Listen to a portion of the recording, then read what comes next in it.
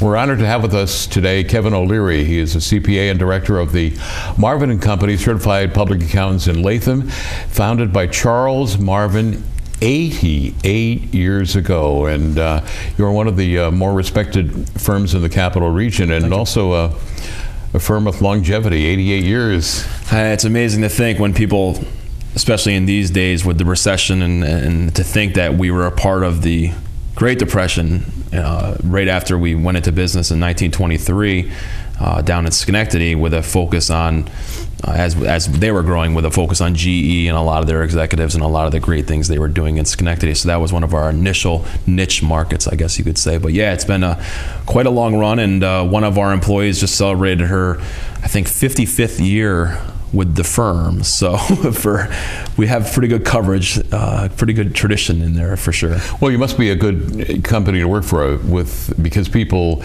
don't stay with the company if it's not a pleasant working environment. So you must be good employers as well. I think we are. I think we do a great job of bestowing a family atmosphere. We all want to get the work done. We all want to provide the best service to our client, but I think at the same time we understand that our employees are a very important part of that. I did my internship while I was at Hartwood College and decided I liked it so much that I wouldn't even look anywhere else, and I've been there ever since. And I think there's a lot of opportunity there. I think there's a lot of growth chance there. So I think people buy into that, and they like our atmosphere and our structure, and they really like sticking around.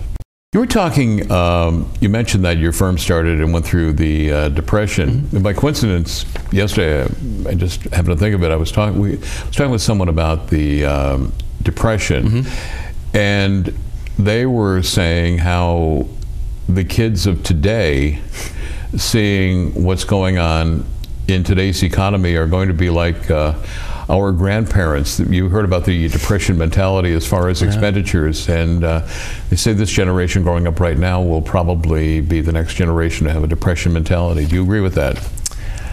I do. I don't know to the extreme, I would say. I have a lot of clients who are still from that era, and they have always been that way, and regardless of what came their way or what happened to better their situation, they've always kept that mentality. I have a feeling that as we grow out of this recession, I think the American culture now is such that you'll see some people revert back to the late 90s, early 2000s, the booms. Credit card debt again. Credit card debt again. I hope the housing situation never gets to the point where, hey, someone's going to give me $700,000 to buy a house. Well, let's use it all. I don't think you'll get to that point, but I'd be shocked if we really go to that Great Depression kind of mentality.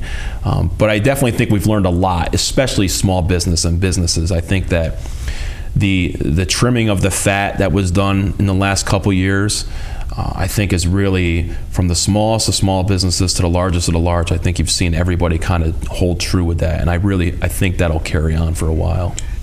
Now, I've heard back when I was very young that, and I'm not trying to create business for you, but at the same time, talk about it.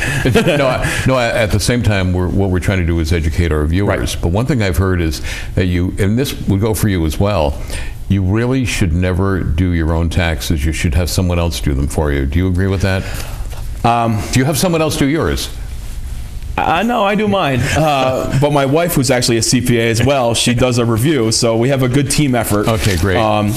I kind of compare it to the oil change, of your car. I feel like that if I wanted to, I could learn how to do it, and I might not do it wrong, but I could probably do it right for a few years, and then eventually I think the engine will just fall out of the car. Right. And I compare that to kind of what we do. There's a lot of people out there that if they can devote the time that it takes to really sit there and focus in on what they're doing, and their return is simple enough that put it all together, prepare it, put it away for a couple days, come back and do a review of it, you'll probably be okay. I would say the majority of the errors that we see on self-prepared returns are just key errors. Putting in the wrong number, putting in it backwards, putting it on the form that it doesn't belong in. Forgetting to sign. Forgetting to sign it. You'd be shocked at forgetting to put a stamp on an envelope, sending it to the wrong address, because think about the effort that goes into this project of, I want to get this right. I never want to hear from the IRS. I never want to hear from the IRS. And then you just throw it in the mailbox. You kind of forget about the things that you have to do.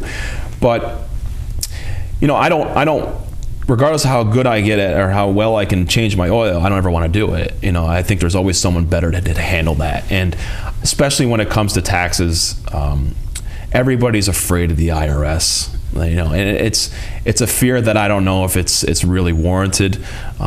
You might get a letter. Okay, you get a letter. It's just a communication saying they have a question on your return. You're not a suspect. You're not a target of theirs. But when they get that letter, the majority of the time they come to us and they say, you know what, I don't want to do this anymore. I don't want to handle this anymore. We'd really like it if you can do it. The thing that I always recommend, if you have things that are out of the ordinary, if something's changed in your life, if something's different, maybe you have a child now, you may be working in different states, whatever it may be, sell stock, something that's a little out of the ordinary from your normal W-2, some bank interest, looking into having someone else do it's a true benefit. And I've had people come in and say, I'm only going to have you do it this year because it's a little different. And now they've been there for 10 years. They just love that feeling of, hey, somebody else is doing this for me. I don't have to worry about it. Well, it's a comfort zone. It's a comfort zone. And you have a lot of vacations. You have a lot of snow. You have kids going to school. You have all kinds of different scenarios that people just say, hey, you know what? I know it's a simple return. I just don't want to deal with it. And I want it done right and whatever it is. And they end up coming to a firm like ours or one of the other good firms in the area. And I think at the end of the day, we handle close to 1,000 returns, from the biggest of the big to just somebody having a W-2, and all of them would say to a T that a lot of it is to do with comfort. And one thing, in case our viewers are not aware of it, having someone do your taxes is totally tax deductible the following year. Correct. Without, like we said before, I wasn't going to try not to get too technical, but it is subject to some floors, so you might not actually get the benefit of the deduction, but it is the tax deductible. So there's just so many things. The tax code is thousands and thousands and thousands of pages long, and certain laws change every year, and they come into effect at different times during the year, and there's thresholds and all different types of things that go into that final decision of, do I qualify for this? Well, you must have to almost go back to school every year and study the tax law and the changes, right? It is. And one of the benefits for working at a firm like Marvin is that I share an office with, I would say I'm one of the younger partners there, but I share an office with just vast expertise. Tom Donovan, our tax chair, has 35 years, and Kevin McCoy has 35. So you can't put a value on that. But yeah, no, we're always staying up on code changes. We're always staying up on new legislation. We're always scanning our clients to see who might be affected by these things. And at the end of the day, sometimes if you can save $50, but it's going to cost you $250 to go through the process and do it, it might not be worth it. But there's a lot of things out there that change on a regular basis that we really have to stay up on. It makes it a challenge, but it's a fun challenge. Well, my accountant told me a story a few years ago where he had someone that owned a restaurant, and he was doing the returns, and he began to notice some funny things. And finally, he asked the guy to come back, and he challenged him on them, and he found out I believe it had to do with the sale of alcohol. Okay. And the guy wouldn't change, and he said, out. But do you ever find that you will say, we don't want your business? Yeah, we've especially as a CPA, my license is on the line. Sure. And that's a major difference between, and I'm not saying who's right or wrong or who's good or bad, but tax practitioners that don't have a CPA licensure or H&R blocks or things of that nature. I've worked very hard to get this license, and by no means do I ever want to take the test to have to get it back, because it's just grueling. But mine has an IRS number too. What does that mean when you have an IRS number? He would do work for the IRS as well? He might be a registered agent with the IRS, right. And so he's able to do desk audits or things like that. So he's very in the know as to what the IRS is looking for. Obviously, they keep him up to speed very quickly as to things that he should be watching out for. You would have that in your company too, right? We don't have any registered agents. We have very good relationships with a lot of the local agents. I would say that the majority of our client base is such that very difficult returns that would tend to get more inquiry just because of the sophistication of the returns.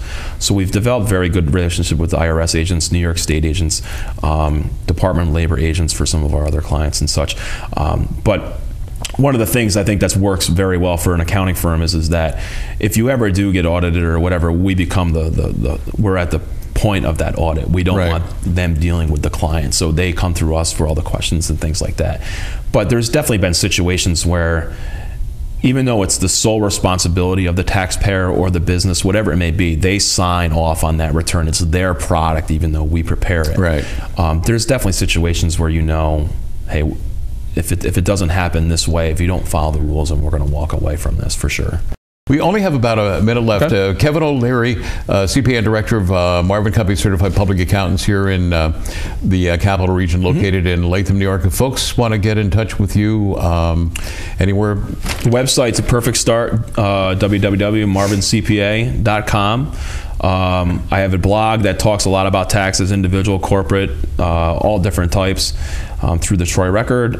So we try and just disseminate as much free information as we can, because we know everybody's nervous this time of year especially. We also do a lot of nonprofit. We have a webinar the third Wednesday of every month, so anything like that. Right now it's like April 18th. We're out of time. Kevin O'Leary, CPA and Director of Marvin and Company Certified Public Accountants in Latham, in business for 88 years. I'm Joe Condon. Pay your taxes. Have a wonderful day.